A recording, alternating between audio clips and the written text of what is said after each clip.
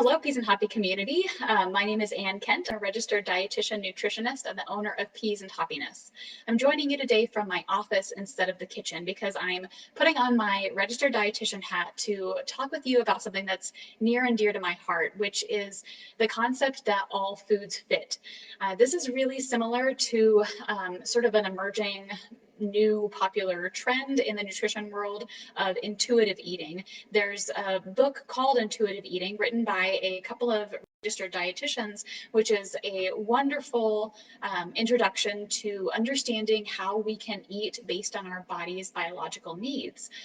So I've found that in this nutrition world, there is some confusion about how it's okay to give into our cravings, quote unquote, how we can satisfy our taste buds and enjoy what we eat, but also make sure that we eat in a way that nourishes our body. And that's what I'd like to explore today, because it can be a little bit confusing if you've not found that pattern as of yet. So the way I like to think of this, instead of thinking about good foods and bad foods, or should you eat something or should you not, it's really to understand that all foods have a purpose and they serve different purposes for our bodies and our souls at different times. So I like to think of food as fitting into three different buckets. The first bucket is fuel food, the second is soul food, and the third is junk food. Let's first jump into fuel food. So fuel food is the food that nourishes our bodies. They're the vitamins, minerals, carbs, fat, protein, all of the things that our body physically needs to perform its best. And yes, it's true that we do need certain amounts of different nutrients in order to perform our best, in order to prevent diseases like Alzheimer's or diabetes or heart disease. It's really important to incorporate quality foods in our day.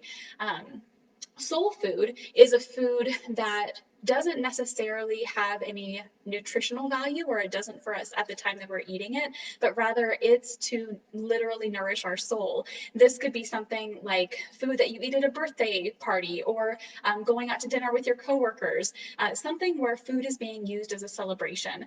And I think this oftentimes gets overlooked by the diet culture because we focus so much on nourishing the body that we forget that food is a very important part of our social network. So using food to fuel our soul is equally as important as it is to nourish our body. It just needs to be used in a different way. So junk food is not anything specific, but junk food is the term that I use for food that neither nourishes our body nor nourishes our soul. And this can be a little bit confusing because I think a lot of time we mistake junk food for soul food. We think that we're fueling our soul, but in reality, we're not really using that food very intentionally. So junk food is the food that we eat mindlessly. It's the food that we use to cover up something that we're feeling. Maybe if we're feeling sad or angry and we turn to food. Now, that's not to say that food can't bring us joy, but oftentimes in these instances, we're not truly engaged with what the food tastes like, how it is feeling, how does it make our body feel. And so in that way, we're not getting nourishment for our body and we're not getting nourishment for our soul. And so that's why I call that junk food. Now, something confusing about this is that there are no lists of foods that fit into each of these categories. It's very tempting to try and figure out what that might be, but the challenge is that foods move in and out of these different categories depending on what our bodies need at the time. So let's use an example like orange juice. Orange juice has nutrients. It has the vitamins and minerals from oranges. It doesn't have as much fiber, but it does have a lot of sugar in it. So in a way that it might nourish our body is perhaps after we've been outside and really active and we're needing some sugar and some of those electrolytes back in our system. That might be a good beverage to enjoy. It might be a soul food if you're enjoying that orange juice with a favorite brunch, and it might not be that you need those extra carbs or need necessarily the vitamins and minerals because you're getting it from other things, but maybe that's just your favorite beverage and you want to enjoy that with your breakfast. So that would be an example of how orange juice might be your soul food. Now, orange juice could also fit into the junk food category if it's not something that you necessarily need at that time and it's not something you're paying attention to and really enjoying. So, if you're just going throughout the day and you pour yourself a giant glass of orange juice and you're sipping on it like water, but you're not noticing the flavor and you're not noticing how it's filling you up, now all of a sudden those calories aren't helping your body, they're not nourishing you, and they're also not feeding your soul. And so that's when that food can become junk. And so virtually any food can fit into those three categories. The thing that I really work with my clients on and just try to help my members with is learning to love that fuel food so much that it also nourishes your soul. So something like, instead of boiling asparagus, maybe we'll roast it or grill it. So we're really bringing out the flavor of it, and it tastes so good that you want to have seconds of the food on the plate that is most nourishing to your body. So these foods definitely can hold different roles at a similar time, but it's also, and it's normal for them to feed you in different ways. So this is why it's really important to get in tune with how your body feels before and after you eat something, not only in terms of how filling it was, but also how your body feels.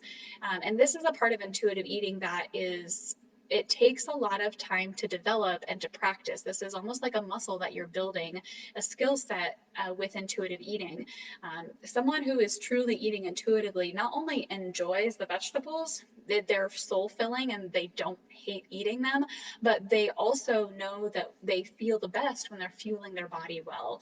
And that's something that takes time to understand, and it takes a lot of trial and error. There's going to be times if you try a certain food and you thought that it would make you feel good, or maybe you eat it several days in a row and the first day it felt really good but maybe it didn't the second day.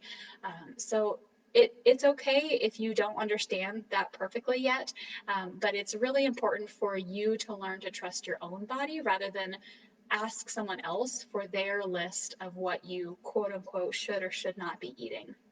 So if you have any questions about this, I would be happy to engage with you. If you want someone to walk with you along this journey, this is something that I work with my clients very closely on, and I'd love to set up a discovery call to see if my nutrition coaching style would be a good fit for you. I dropped a link, so you're welcome to schedule that if that's something that would be helpful for you. But otherwise, I will let you ponder this soul food, fuel food, and junk food, and encourage you to think about that as you go through your week, and just ask yourself that question in a non-judgmental way, just to start noticing how you feel in certain times. So I hope this is helpful, and I look forward to catching you next week when we'll be back in the kitchen. So take care, everybody.